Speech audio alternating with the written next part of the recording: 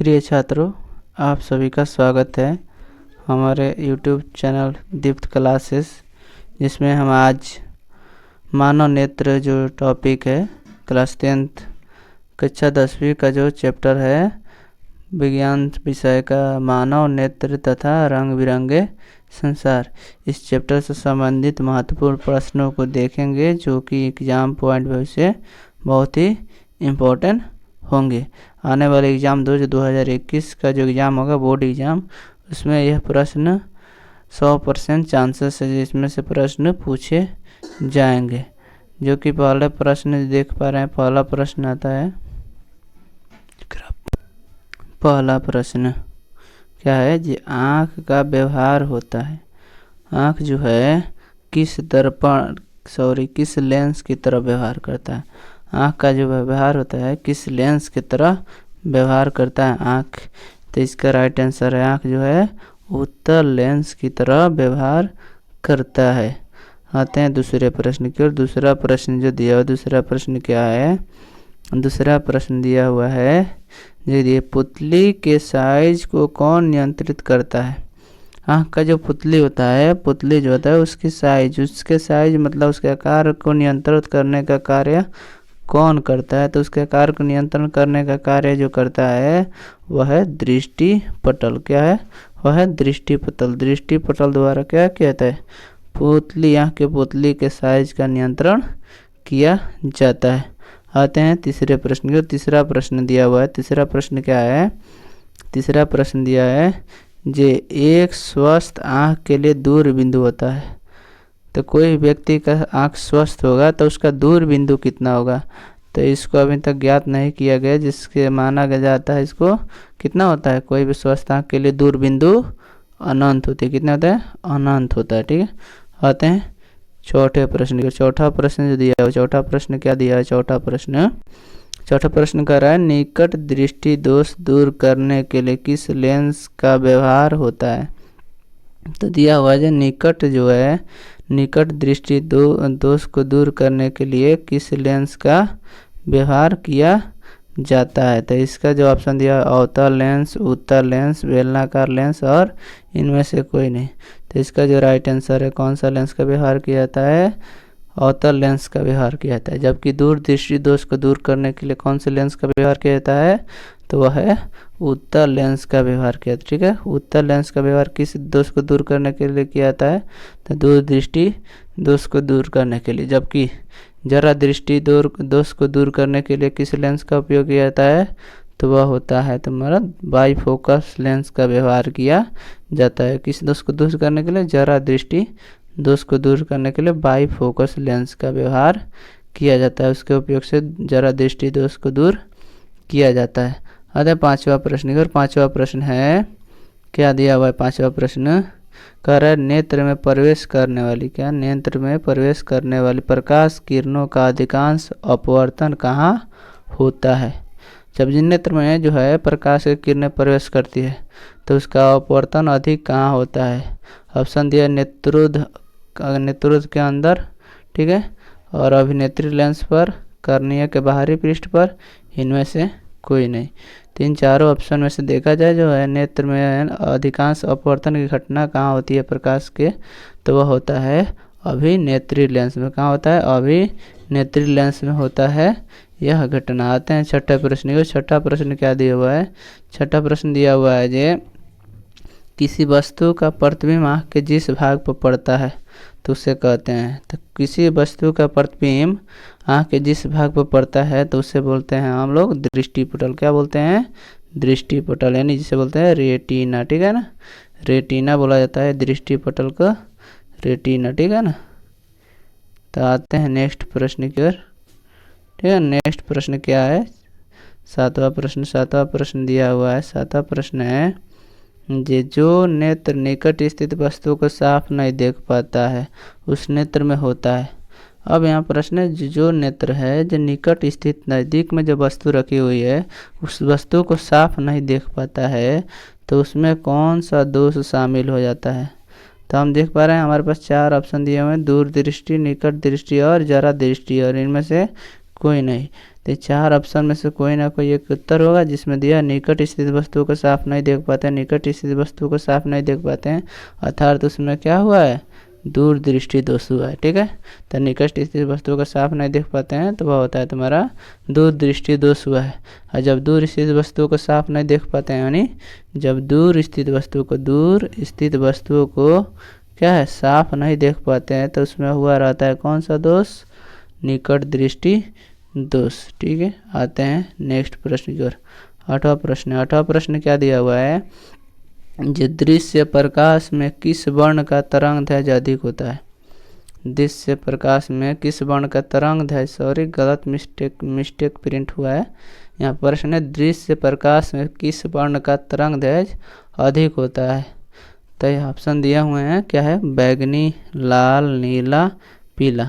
इन चारों ऑप्शनों में से जो है ना सबसे अधिक तरंग दैर्घ्य होता है वह होता है किसका, तो वह होता है लाल का। लाल का सबसे अधिक तरंग दैर्घ्य होता है, जबकि बैगनी का सबसे कम होता है। बैगनी का क्या होता है, सबसे कम तरंग दैर्घ्य होता है। आते हैं नेक्स्ट प्रश्न की ओर। 8वें के बाद 9वां प्रश्न क्या दिया हुआ है, सॉरी 9वां प्रश्न जो दिया हुआ है, सामान्य दृष्टि के वयस्क के लिए सुस्पष्ट दर्शन की अल्पतम दूरी लगभग होती है। यानी सामान्य दृष्टि के वयस्क यानी कह सकते हैं कोई व्यक्ति है, इसके सुस्पष्ट मतलब स्पष्ट देखने के लिए लगभग कितनी दूरी होती है।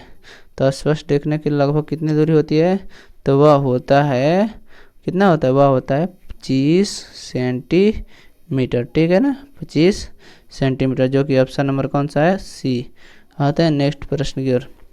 नेक्स्ट प्रश्न 10वां प्रश्न है। 10वां प्रश्न क्या दिया है, जो किस लेंस का उपयोग कर दीर्घ दृष्टि दोष को संशोधित किया जाता है।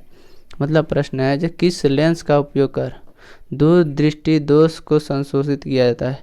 तो लेंस, वह लेंस कौन सा है जिसमें हम लोग दूर दृष्टि दोष को दूर करते हैं। ठीक है ना, तो वह लेंस होता है कौन सा लेंस, उत्तल लेंस होता है, जिसका उपयोग कर कर हम क्या करते हैं, दूर दृष्टि दोष को संशोधित करते हैं, यानी दूर करते हैं। ठीक है, आते हैं 11वां प्रश्न की ओर। 11वां प्रश्न क्या दिया हुआ है, 11वां प्रश्न जो हमारे सामने 11वां प्रश्न है, इसमें दिया क्या है, जे टिंडल प्रभाव की कौन सी परिघटना को प्रदर्शित करता है। यानी टिंडल प्रभाव जो है प्रकाश की किस घटना पर आधारित होता है। ठीक है ना, यह पूछा जा रहा है टिंडल प्रभाव जो है प्रकाश की किस घटना पर आधारित होता है। ऑप्शन दिया है प्रकाश का प्रवर्तन, प्रकाश का अपवर्तन, और क्या दिया है ऑप्शन नेक्स्ट दिया है प्रकाश का जो है मतलब वर्ण विक्षेपण और प्रकाश का प्रकीर्णन। 23 जो प्रश्न है 11 नंबर प्रश्न है। 11 नंबर दिया, इसका जो राइट आंसर होगा प्रकाश का प्रकीर्णन होता है। क्या होता है, प्रकाश का प्रकीर्णन होता है। ठीक है ना, सॉरी प्रकाश का क्या होता है, प्रकीर्णन होता है। ठीक है, जो कि ऑप्शन नंबर कौन सा है, ऑप्शन नंबर डी है। आते हैं नेक्स्ट प्रश्न की ओर। नेक्स्ट प्रश्न जो है 12वां प्रश्न। 12वां प्रश्न क्या दिया हुआ है, ठीक है, 12वां प्रश्न जो दिया है, वायुमंडल में प्रकाश का कौन सा रंग अधिक प्रकीर्णित करता है। मतलब प्रकीर्णन जो है वायु मतलब कौन से रंग का प्रकीर्णन सबसे अधिक होता है। ठीक है, तो पहली बात इसे ऐसे प्रश्न दिए रहेंगे तो हमें ऑप्शन देखने पड़ते हैं। ठीक है ना, ऑप्शन के अकॉर्डिंग ही दे सकते हैं जो किसका प्रकीर्णन अधिक हो सकता है, या कोई प्रश्न ऐसा पूछा जाता है जो किसका तरंग दैर्घ्य अधिक होता है, तो उसमें हमें ऑप्शन के अकॉर्डिंग दिए जाए, ऑप्शन के अकॉर्डिंग ही प्रश्नों का उत्तर देना पड़ेगा। ठीक है, तो हम ऑप्शन देख पा रहे हैं क्या है, लाल, बैगनी, पीला, नीला। तो हमारे पास इसमें से दो ऑप्शन निकल कर आए, कौन से, लाल और बैगनी। इन्हीं दोनों में से किसी एक का प्रकीर्णन क्या होगा, सबसे अधिक होगा। तो सबसे अधिक जो प्रकीर्णन होता है वह कौन सा होता है, बैगनी का होता है। ठीक है, सबसे अधिक प्रकीर्णन किस रंग का होता है, बैगनी का। और जब सबसे कम जो है सबसे जो कम होता है प्रकीर्णन वह होता है तुम्हारा किसका, लाल का। ठीक है, लाल का सबसे कम प्रकीर्णन होता है। आते हैं नेक्स्ट प्रश्न की ओर। नेक्स्ट जो है 13वां प्रश्न है। 13वां प्रश्न क्या दिया हुआ है, 13वां प्रश्न है, यह जो देख पा रहे हैं 13वां प्रश्न क्या है, मानव नेत्र के लेंस की फोकस दूरी नियंत्रित होती है, या कथन सही है या गलत है, इसको बतलाना है। जो मानव नेत्र होता है उसमें लेंस की जो फोकस दूरी होती है उसको हम नियंत्रित कर सकते हैं या नहीं कर सकते हैं, नियंत्रित होती है या नहीं होती है। कथन जो है सत्य है या असत्य है या पूर्ण रूप से सत्य नहीं है। अर्थात ऑप्शन दिए क्या है, ये सत्य है, आंशिक रूप से सत्य है और असत्य है या कुछ भी कहा नहीं जा सकता है। तो इस जो प्रश्न जो दिया है ना, इसका जो राइट आंसर क्या होगा, यह जो है घटना है पूर्ण रूप से क्या है, असत्य है। क्या है, पूर्ण रूप से असत्य है, जो कि यह नहीं हो पाता है। ठीक है, आते हैं नेक्स्ट प्रश्न की ओर। 14वां प्रश्न, 14वां प्रश्न है, 14वां प्रश्न क्या दिया हुआ है, 14वां प्रश्न हम देख पा रहे हैं। 14वां प्रश्न है, क्या है, 14 नंबर प्रश्न जो दिया हुआ है, जे अबिंदुकता के उपचार के लिए, ठीक है ना, तो यह दोष है, 4 दोष होते हैं, उसमें से चौथा दोष है अबिंदुकता। इसके उपचार के लिए उपयुक्त होता है, मतलब हम अबिंदुकता जो है उसके उपचार के लिए हम किस लेंस का उपयोग करते हैं। ऑप्शन दिया है अवतल लेंस, सिलेंडरी लेंस, उत्तल लेंस और बाईफोकस लेंस। तो इस जो चारों ऑप्शन में से जो राइट आंसर होगा वह कौन सा लेंस होता है, सिलेंडरी लेंस का उपयोग करते हैं अबिंदुकता के उपचार के लिए। आते हैं नेक्स्ट प्रश्न। नेक्स्ट प्रश्न जो है, अच्छा ठीक है, इसमें अवतल लेंस का उपयोग मतलब उपयोग कहाँ किया जाता है, तो अवतल लेंस के उपयोग किया जाता है क्या, निकट स्थित वस्तुओं के लिए, ठीक है ना, और उत्तल लेंस का उपयोग दूर स्थित वस्तुओं के लिए। ठीक है, नेक्स्ट आते हैं। नेक्स्ट जो प्रश्न देख पा रहे हैं 15वां प्रश्न। 15वां प्रश्न क्या है, जे प्रिज्म से गुजरने पर सूर्य के प्रकाश के किरण विभिन्न रंगों में टूट जाती है, क्यों। हम देखते हैं जब प्रिज्म से जब प्रकाश गुजरता है, ठीक है ना, प्रिज्म से जब प्रकाश गुजरता है तो वह जो है कितने रंगों में टूट जाता है, 7 रंगों में टूट जाता है। ठीक है ना, 7 रंगों में टूट जाता है ना। तो यह घटना जो है किस पर आधारित, मतलब किस कारण टूटता है, ठीक है, किस कारण टूटता है, तो इसका राइट आंसर होता है, पर जो प्रिज्म के 2 सतह होते हैं उसके किरणों का विचलन, मतलब किरणों का जो विचलन के कारण क्या होता है, वह विभिन्न रंगों में टूट जाता है। ठीक है, अब आते हैं नेक्स्ट प्रश्न के। नेक्स्ट प्रश्न जो 16 नंबर प्रश्न है, 16वां नंबर प्रश्न है, यह प्रश्न कई बार दोहरा दिए हैं बीच बीच में। क्या है, दृष्टि दोष कितने प्रकार के होते हैं, तो दृष्टि दोष अभी कई बार प्रश्न में दिया गया है आंसर इसका, जो कितने प्रकार के होते हैं, 4 प्रकार के होते हैं। ठीक है, 4 प्रकार कौन कौन से, तो निकट दृष्टि दोष, दूर दृष्टि दोष और जरा दृष्टि दोष, एक है अबिंदुकता। ठीक है, आते हैं 17वां प्रश्न की ओर। 17वां प्रश्न है, क्या दिया है, जो मृग मरीचिका का निर्माण का मुख्य कारण क्या होता है। देखे होंगे मृग मरीचिका क्या होता है, देखेंगे गर्मियों के मौसम में जब जो है ना हम लोग सड़क पर चलते हैं हाईवे रोड पे, तो उस पर देखते हैं जो सड़क पर कुछ दूर देखने पर क्या है, सड़क पर दिखाता है जो पानी है, मगर हम जाते हैं वहाँ पर नज़दीक में तो वहाँ पर पानी नहीं होता है। अर्थात यह घटना जो है रेतीले स्थानों यानी रेगिस्तान वाले क्षेत्रों में होता है, जहाँ पर यह प्रतीत होता है जो क्या है, पानी है, मगर वहाँ तक पहुँचने पर प्रतीत होता है जहाँ यहाँ पर पानी नहीं है। तो यह घटना जो है किस पर आधारित होता है, ठीक है ना, तो यह घटना होता है पूर्ण आंतरिक परावर्तन पर आधारित होता है। किस पर आधारित होता है, पूर्ण आंतरिक परावर्तन पर आधारित होता है।